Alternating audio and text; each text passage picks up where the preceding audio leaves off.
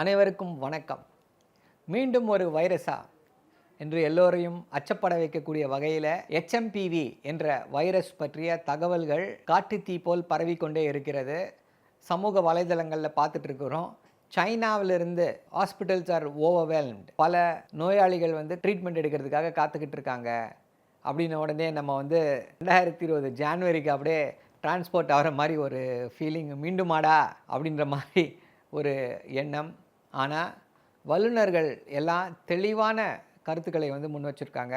Infectious disease scientists, அதே போல் மருத்துவர்கள், இது புது வகையான வைரஸ் கிடையாது, கொரோனா வைரஸ் மாதிரி கிடையாது, இது கோவிட் கிடையாது, இது ஏற்கனவே புழக்கத்தில் இருக்கக்கூடிய வைரஸ் தான். இந்த வைரஸ்னால் நமக்கு வரக்கூடிய அந்த சாதாரண சளி காய்ச்சல் அதை ஏற்படுத்தக்கூடிய வைரஸ் தான் இது.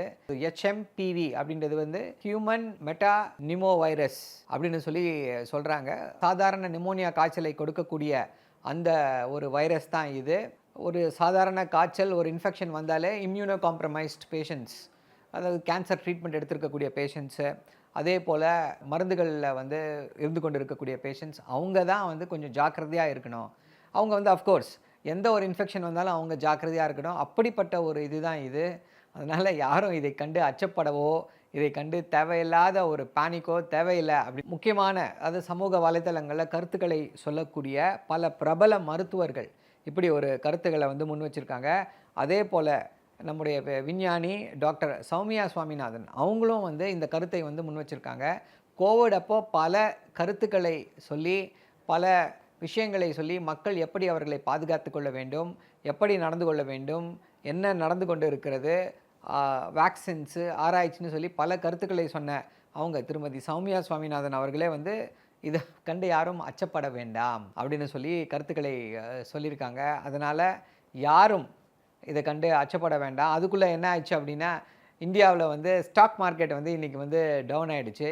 இதற்கு காரணம் இந்த HMPV ஸ்கேர் தான் அப்படின்னு சொல்லி அது ஒரு பெரிய இதுவாக போயிட்டுருக்கு. அந்த பங்கு சந்தை நிபுணர் திரு PR சுந்தர் அவர்களும் இதை பற்றி கருத்துக்களை தெரிவித்திருக்கிறார். இதை கண்டு நாம் அச்சப்பட தேவையில்லை. தேவையில்லாத விஷயங்களையோ இல்லை அலாமிங்காக யார் சொல்கிறார்களோ அதையெல்லாம் உதாசீனப்படுத்துவோம்.